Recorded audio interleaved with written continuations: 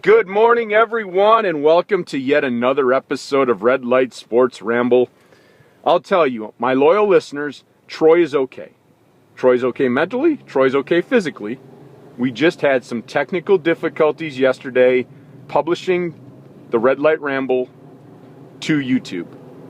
But we're going to go into today with a clear mind and a positive attitude that this episode's going to get published. And I sure hope it does, because this topic excites me. I have been discussing this with my buddies for the last couple of years when the NFL playoffs start. And here's what I'm thinking, folks. Let's get rid of the first round bye in the NFL playoffs. Let's just get rid of it, because I don't think that bye helps that much. Now, some people will say, well, teams need to rest and teams can game plan. The resting part, maybe you can sell me on that. Maybe you can sell me on that. But by the end of the NFL season, folks, those players are all nicked up anyway. And you know what? That week of rest is nothing more than disturbing a routine that they've been used to all season. And that comes from my personal experience as a player. I hated when we had a week off, because I hated the extra practice time. I had a routine. After my game, I knew exactly what I needed to do to get ready for the next game next week. I love that routine. And I love game time. I don't know many athletes that say they love to go out and practice. Come on now. If they are, I will flat out tell them to their face they're lying. You do not love practice. You love to play the game, but practice sucks. But you have to do it. So I'm not going to buy that one. Maybe to rest an injury, I'm okay with that. And then secondly, this whole thing, well, we get a longer time to game plan for the team. Yes and no. Because in that first week before that wild card game is played, if you're preparing game plan for two teams, that is not an efficient use of time. Because one of those game plans is going right out the window when that team loses.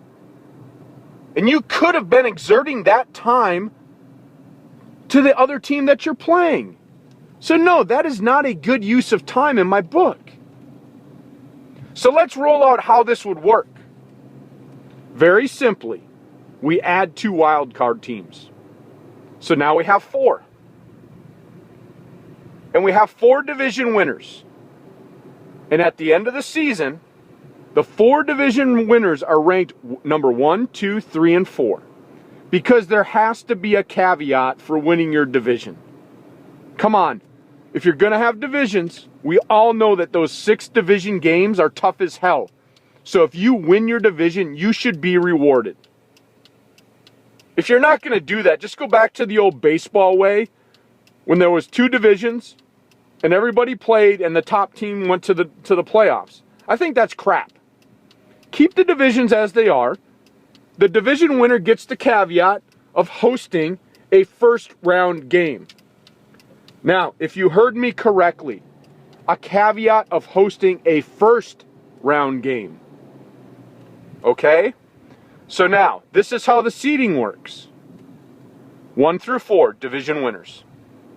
5 through 8 are the top wild cards, 1 through 4. And I would actually rank them that way. Number 1 wild card with the best record, number 4 with the worst. And of course, how it'll play out is the number 1 seed would play number 8, or they'd play the 4th wild card team. So on and so forth. 2 plays 3, 3 plays 2, 4 plays the number 1 wild card.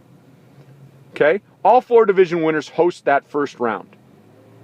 Now, if all is status quo and all the top seeds win, then we just move on with the playoffs. 1 plays 4, 2 plays 3, we enjoy the games, right? Well, we all know, folks, that there's going to be that hot wild card team that goes in and takes care of a higher seed. Now, I'm not saying to reseed. Oh, I'm not saying that. It is what it is based on the regular season and where your seed is. But if the wild card team and the lower seeded number has a better record than the division winner, the wild card team would host the game. That's the caveat for the regular season record. And I think that's totally fair. I think that is totally fair, and I think it would add a ton of excitement to the playoffs. And so think about that, folks. Quick recap. Get rid of the bye. Go to 8 teams. All 4 division winners get a first-round playoff game at home.